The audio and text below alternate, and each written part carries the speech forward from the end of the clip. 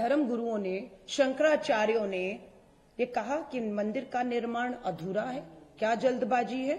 जल्दबाजी तो चुनाव की है ना, कि 24 का चुनाव आ गया, इसलिए हबड़ा दबड़ी में अधूरे राम मंदिर के निर्माण का पूरा राजनीतिकरण किया गया।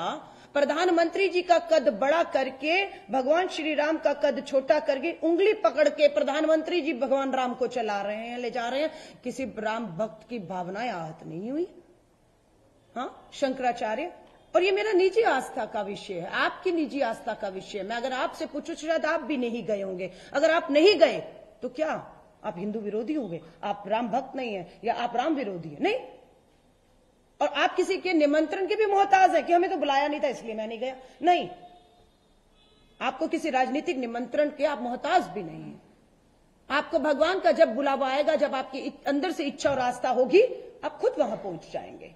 और आपको जाने से वहां कोई ना रोक सकता है और ना आपको बुलाने के एक मोहताज है। ये पूरा राजनीतिक तौर पर एक चुनावी लाभ के लिए कार्यक्रम किया गया, जिसका हमारे धर्मगुरुओं और शंकराचार्यों ने भी बहिष्कार किया। पूरा देखा, कौन थे मंदिर के अंदर? आरएसएस के प्रमुख मोहन भागवत अंदर खड़े थे। तो क्या था वहां? किसको होना चाहिए था? वहां धर्मगुरुओं को होना चाहिए था। वहां राजनीतिक लोग अंदर, गवर्नर, मुख्यमंत्री, प्रधानमंत्री, आरएसएस का मोहन भाग क्या कर रहे थे? वो उनका क्या काम था? बैठते सामने सबकी तरह। और जिनका काम है, आपका जो काम है वो तो आप कर नहीं रहे। कहते हैं ना, राजनीति का धर्म होना चाहिए। राजनीति का तो धर्म है नहीं आपका, लेकिन धर्म में राजनीति पूरी तरह से हावी करके मुद्दों से भटकाने का मकसद है, जो भी इनका मकसद है। तो मैं आप सबसे कहूंगी, देश के जो मुद्दे, 140 करोड़ की आबादी के जो मुद्दे हैं, कृपया उस पर बात करिए। क्योंकि टीवी में देखने वाले 1 करोड़ आबादी भी कहती है कि हमारी तो बात ही नहीं कोई कर रहा, हमें तो कोई दिखाई ही नहीं रहा, हमारा तो मुद्दा कोई नहीं उठा रहा है। और ये जिम्मेदारी सिर्फ हमारी नहीं, लोकतंत्र के हर स्तंभ की बनती है कि हम अपनी जिम्मेदारियों को ईमानदारी से निभाएं। धन्यवाद।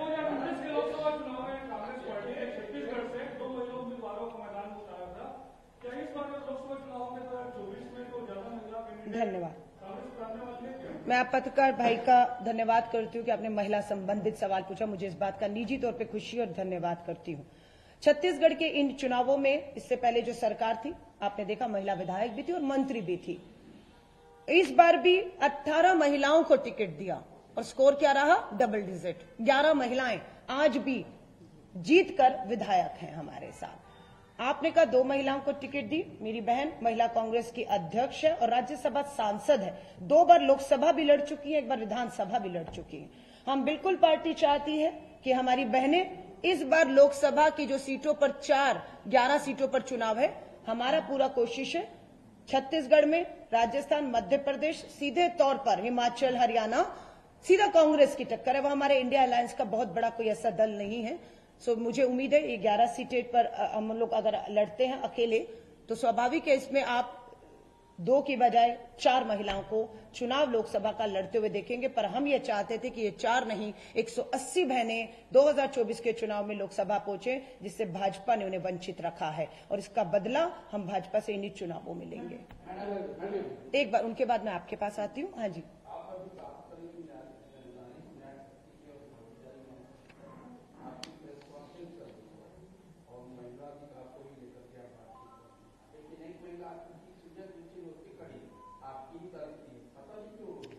नहीं, आपका धन्यवाद करती हूँ। अब हो गया भाई साहब, आपका धन्यवाद कि एक महिला भावुक है नीचे, कारण बहुत कुछ हो सकते हैं उसकी भावुक होने के। मैं 8 राज्यों में महिलाओं से मिलकर आई हूँ, हजारों महिलाएं भावुक हैं। भारत जोड़ो न्याय यात्रा में बहनें भावुक हैं, राहुल जी से गले मिलकर रोई हैं, अपना दर्द बोला है। एक बहन यहां पर भी आई है, बिल्कुल उसी के लिए 2 दिन यहां बैठूंगी। हर हमारी बहन की भावनाओं को सुनूंगी, समझूंगी। और नीचे के कार्यक्रम मैंने पहले ही था, पहले बहनों से मिलेंगे फिर प्रेस वार्ता करेंगे। पर मेरी बहनों ने कहा, नितिन जी, सब लोगों ने, कि आप आए हुए हैं, पहले आपसे बात हो, आपको समय दिया, फिर मैं बहनों से मिलूंगी। मैं 2 दिन मिलूंगी। धन्यवाद, धन्यवाद आपका। अरे मुझे बात तो करने दीजिए, आप ही उसकी बात करेंगे, मैं बिल्कुल उसी से मिलूंगी, ताकि उनको किसी के सहारे की जरूरत ना पड़े। तभी कहते आरक्षण हो जाता तो बहनों को पार्लियामेंट में, संसद में अपने हक अधिकारों के लिए, भागीदारी के लिए पुरुषों का सहारा नहीं लेना पड़ता, जो सांसद वहां बैठे हुए हैं। बहनें खुद पहुंच जाती अपनी बात करने, और अब पहुंचेंगी, अब पहुंचेंगी। धन्यवाद। विधानसभा का चुनाव हुआ, वोट परसेंटेज देखिए, महिलाओं हाँ जी, हाँ जी,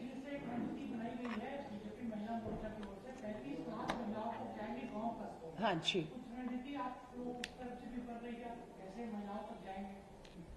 वो 35 लाख तक क्यों जा रहे हैं? 10 साल से सरकार में है ना। स्मृति ईरानी जी को 70 करोड़ आधी आबादी तक पहुंचने की कोशिश करनी चाहिए थी। मात्र 35 लाख क्यों? क्यों? हाँ, छत्तीसगढ़ का टारगेट है। नहीं, मैं वैसे कह बाकी टारगेट कहाँ है? देश का चुनाव है, देश की सरकार है। महिला बाल विकास मंत्री कहाँ जाएंगी? उन्नाव जाएंगी, वाराणसी की बेटी को मिलेंगी, हरियाणा की बेटी, मणिपुर की बेटी जिनका जिक्र किया, गुजरात की बेटी को मिलेंगी। और हमारी अगर बात कर रहे हैं तो भारत जोड़ो न्याय यात्रा में करोड़ों बहनें पहले और अभी 10,000 किलोमीटर के पैदल सफर में राहुल गांधी जी से मिल रही हैं, हमसे भी मिल रही है। मैं 10 राज्य कवर करके आई हूं, लाखों बहनों को तो मैं भी मिल चुकी हूं, है ना। हाँ, मैं सर इनके बाद आ जाती हूँ। हाँ।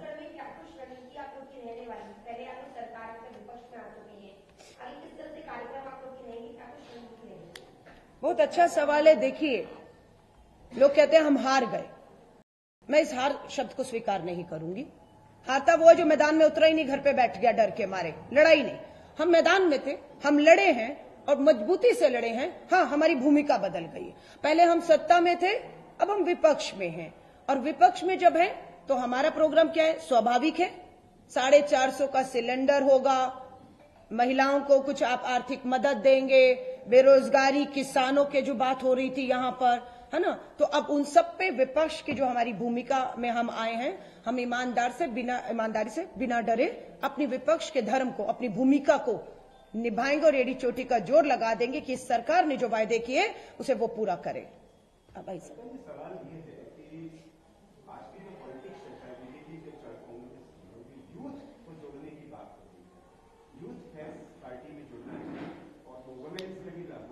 बिल्कुल मुझे याद है आप एक प्राउड फील चेहरा हुई थी जब जेएनयू और कृष्ण के चुनाव में आप एनएसए की प्रेसिडेंट चुनी गई और वो कांग्रेस में एक नया फेस उभर करके आ पाए। तब से लेके अब तक जो आपने एनएसए और युवा कांग्रेस को देखा है, ये अच्छा प्रभारी हो गई अब आप कांग्रेस की, सभी प्रदेशों में एनएसए और युवा कांग्रेस में अध्यक्ष जो है महिला फेस सामने आए, यूथ का पर्सन सामने आए, इसके लिए कुछ रेगुलेशन करेंगे आप?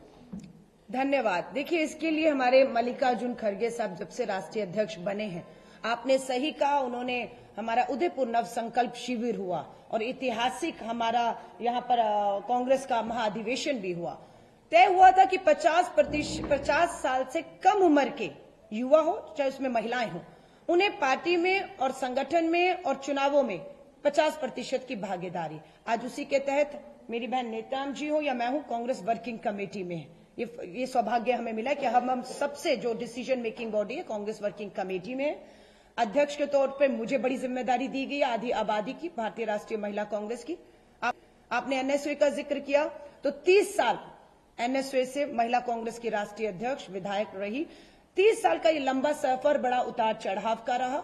महिला के तौर पर महिलाएं किस दौर से गुजर रही हैं, किस तरह का इनकी समस्याएं हैं, किस तरह का अन्याय है, बिल्कुल देखा है। और युवाओं को भी लेकर पार्टी पूरी तरह से इन चुनाव में अगर आप देखेंगे, चुनावी मैदान में अगर आप देखेंगे, आपको 50 साल से कम उम्र के युवा और बहनें चुनाव में लड़ते हुए इन चुनावों में दिखेंगे। और महिला कांग्रेस अध्यक्ष की बात करेंगे, मैं मुंबई से आ रही हूं, मुंबई की कांग्रेस अध्यक्ष महिला है, हिमाचल की कांग्रेस अध्यक्ष महिला है और अभी आंध्र प्रदेश की जो कांग्रेस की अध्यक्ष है वो महिला बनाई गई है। तो एक शुरुआत जो है वो युवाओं को लेकर, आधी आबादी को लेकर कर दी गई है।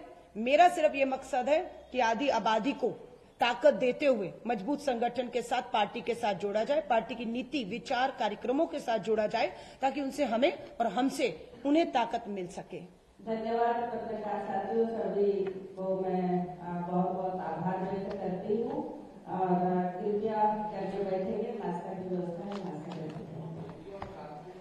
बहुत बहुत धन्यवाद आप पत्रकार साथियों का। मैं आज और कल यही हूं, अगर किसी को 101 भी अलग से करना हो तो आप नितिन जी लिखवा दीजिएगा, मैं जरूर आपसे अलग से भी बात करूंगी। आप साथियों का धन्यवाद। और खास तौर से अच्छी बात ये लगी कि आपने मुद्दों पर सवाल किए, उसके लिए धन्यवाद।